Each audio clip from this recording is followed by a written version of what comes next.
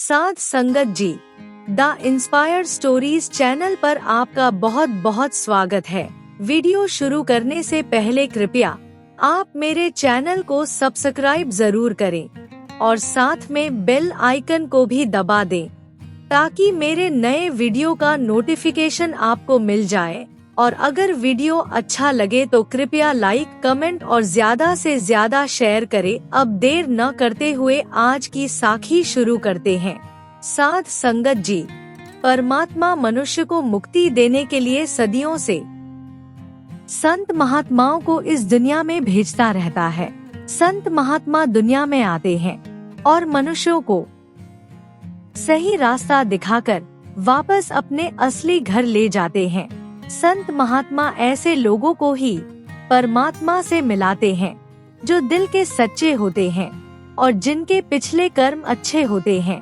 संत महात्मा मनुष्य को सही रास्ता दिखाने के लिए ऐसे हालात पैदा कर देते हैं जिससे मनुष्य को समझ आ जाती है कि उनका इस दुनिया में आने का असली मकसद क्या है। कुछ ऐसे मनुष्य भी दुनिया में होते हैं जो गलत कर्म कर रहे होते हैं। संत महात्मा उनको समझते हैं और उनसे कुछ ऐसे वचन ले लेते हैं जिनको वो लोग पूरा करने की कोशिश करते हैं और उन वचनों पर अमल करने के लिए संत महात्मा उनके अंदर ऐसी ताकत भी पैदा कर देते हैं कि वो अपने वचन को पूरा कर सके।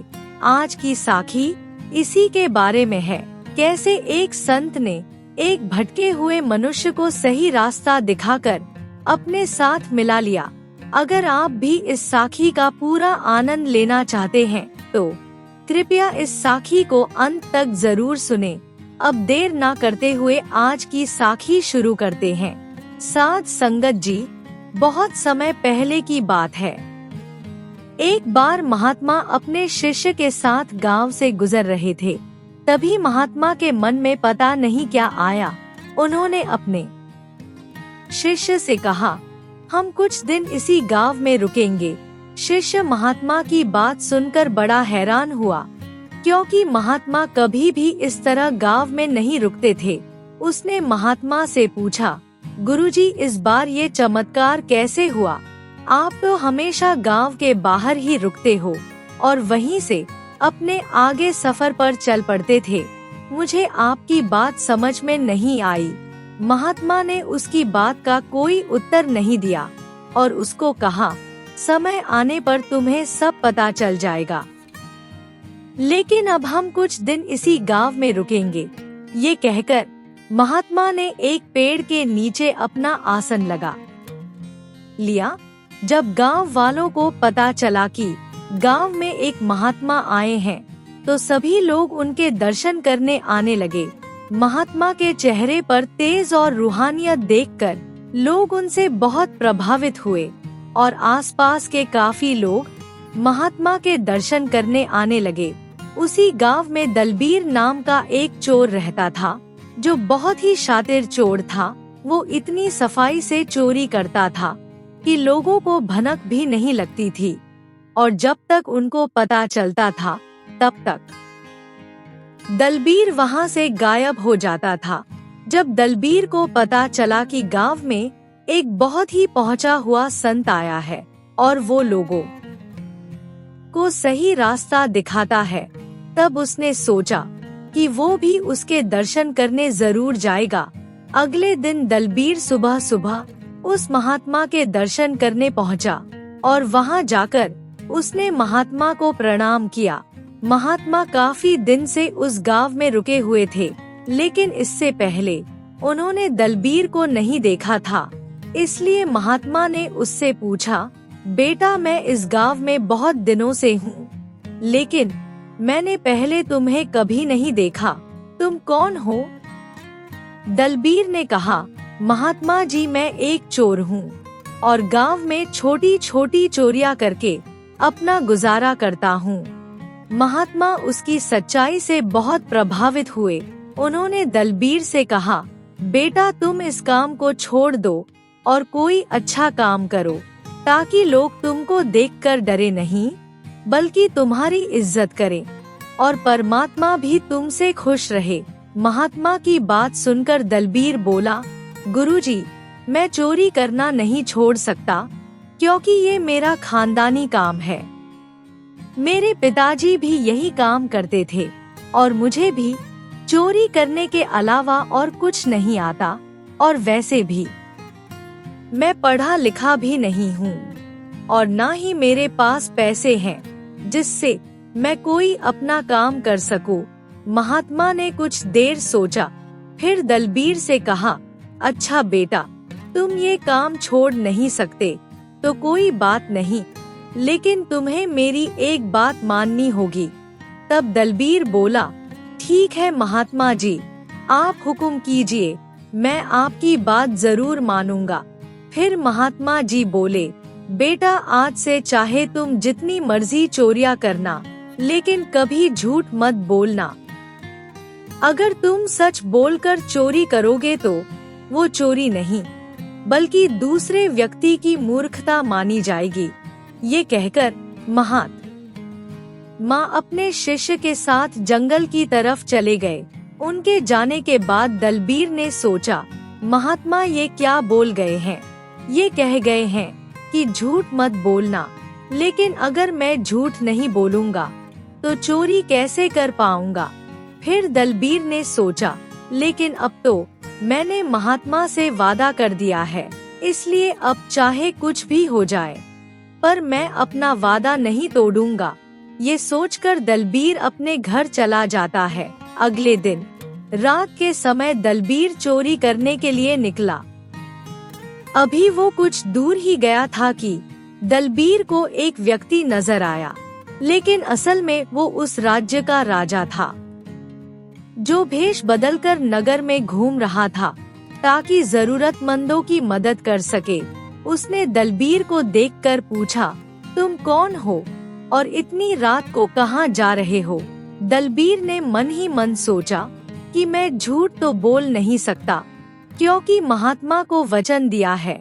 ये सोचकर वो बोला, भाई, मैं एक चोर हूँ और चोरी करने के इरादे से घर से निकला हूँ।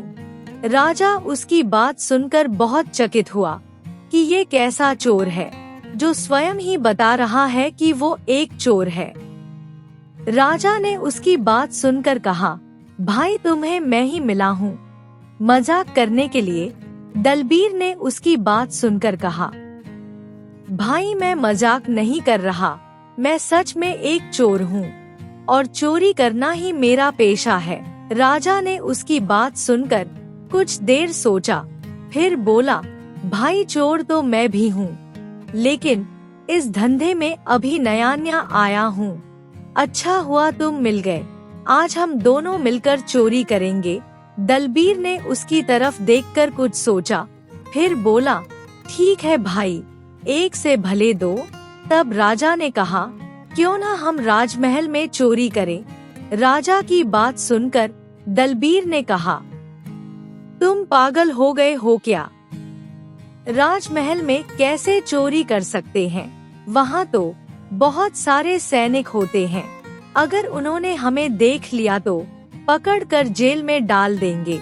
राजा उसकी बात सुनकर बोला, तुम चिंता मत करो, मैं पहले राजा के राजमहल में ही काम करता था, मैं महल के सभी गुप्त रास्ते जानता हूँ। तुम मेरे साथ चलो, हमें कुछ नहीं होगा। दलबीर को उसकी बात ठीक लगी। राजा उसको साथ लेकर राजमहल के पास पहुँचा। राजमहल के पास पहुंचकर राजा ने उससे कहा, तुम पुराने चोर हो, तुम चोरी करने में माहिर हो, तुम अंधेरे में देख सकते हो, इसलिए तुम अंदर जाकर माल बटोर लाओ, तब तक मैं यही पहरा देता हूँ। दलबीर ने उसकी बात सुनकर कहा, क्या तुम पागल हो गए हो?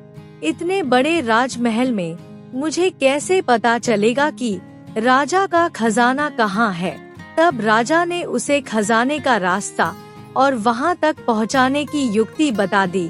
दलबीर उसके बाद अंदर चला गया और राजा के बताए हुए रास्ते से चलता हुआ सीधा खजाने तक जा पहुँचा। दलबीर वहाँ पर इतना सारा सोना चांदी देखकर आश्चर्यचकित हो गया।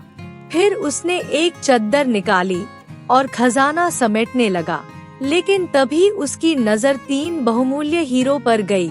उसने सोचा कि जितनी इस खजाने की कीमत है, उससे ज्यादा बहुमूल्य तो ये हीरे हैं। ये सोचकर दलबीर ने तीनों हीरे उठा लिए और फिर बाहर जाने लगा। तभी उसके मन में विचार आया कि हीरे तो 3 हैं, लेकिन हम तो 2 लोग हैं, फिर इनको आधा आधा कैसे करेंगे। फिर उसने सोचा, मैं झूठ बोलकर एक हीरा छुपा लेता हूँ। लेकिन तभी उसे महात्मा को दिया हुआ वचन याद आया कि झूठ नहीं बोलना। ये सोचकर उसने एक हीरा वापस रख दिया और 2 हीरे लेकर राजमहल से बाहर आ गया। बाहर आकर उसने अपनी जेब से 2 हीरे निकाले और राजा से कहा, मैं खजाने में से 2 हीरे लेकर आया हूँ, एक तुम्हारे लिए और एक अपने लिए। ये कहकर दलबीर ने एक हीरा राजा को दे दिया और वहाँ से चला गया। उसके जाने के बाद राजा ने सोचा कि हीरे तो 3 थे, फिर उसने ये क्यों कहा कि मैं 2 हीरे लाया हूँ। ये सोचकर राजा हीरे देखने के लिए अंदर चला गया। जब राजा अंदर पहुँचा तो उसने देखा कि एक हीरा वहाँ पर ही रखा हुआ है। राजा हीरे को देखकर बहुत हैरान हुआ। वो सोचने लगा कि ये कैसा चोर है जो चोरी भी करता है और सच भी बोलता है। ये सोचता हुआ राजा अपने शयन कक्ष में आ गया और सो गया।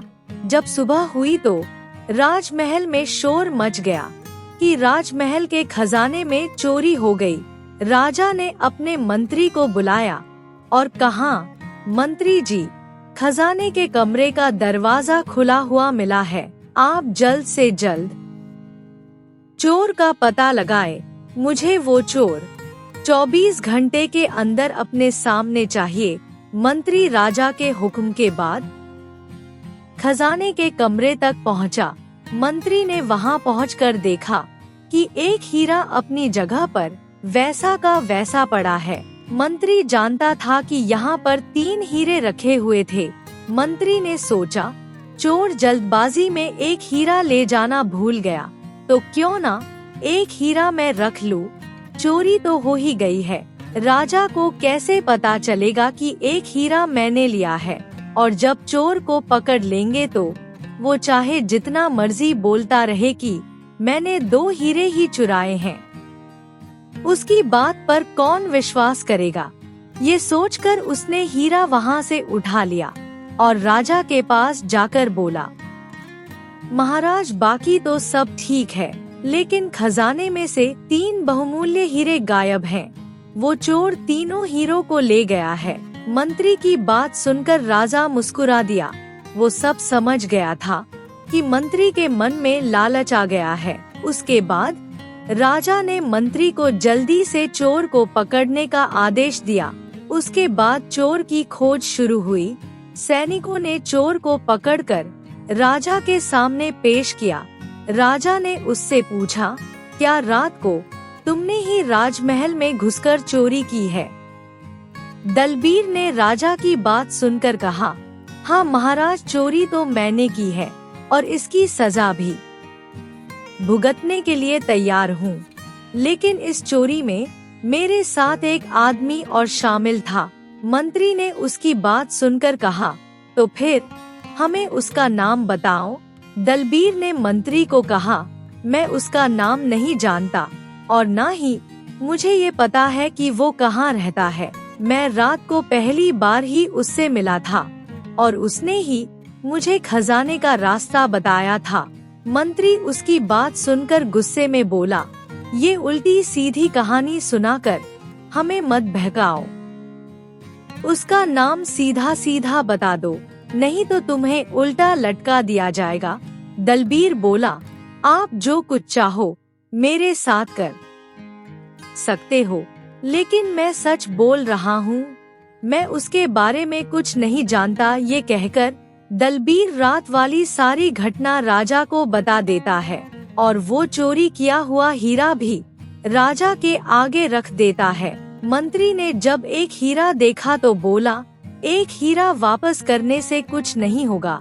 तुम एक चोर हो, तुम्हारी बात पर विश्वास नहीं किया जा सकता। तुम बोल रहे हो कि तुमने 2 हीरे चुराए थे और उनमें से एक हीरा तुमने अपने साथी को दिया था, लेकिन चोरी तो 3 हीरे हुए हैं। फिर तीसरा हीरा कहाँ गायब हो गया? दलबीर के कुछ कहने से पहले ही राजा बोल पड़ा, मंत्री जी, ये चोर सच बोल रहा है। खजाने में से हीरे 2 ही चोरी हुए थे और इसने उनमें से एक हीरा अपने साथी को दे दिया था और एक हीरा खुद रख लिया था। और इसका सबसे बड़ा सबूत मैं हूँ, क्योंकि इसका साथी कोई और नहीं बल्कि मैं ही था। मैं रात को जब भेष बदलकर नगर में घूम रहा था तब इससे मेरी मुलाकात हुई थी और जो हीरा इसने मुझे दिया था वो मेरे पास ही है। राजा की बात सुनकर दरबार में सन्नाटा छा गया। थोड़ी देर तक राजा चुप रहकर बोला, मंत्री जी, तीसरा हीरा आपने चोरी किया है और वो हीरा अभी तक आपकी जेब में है, उसको बाहर निकालिए। राजा की बात सुनते ही मंत्री डर गया।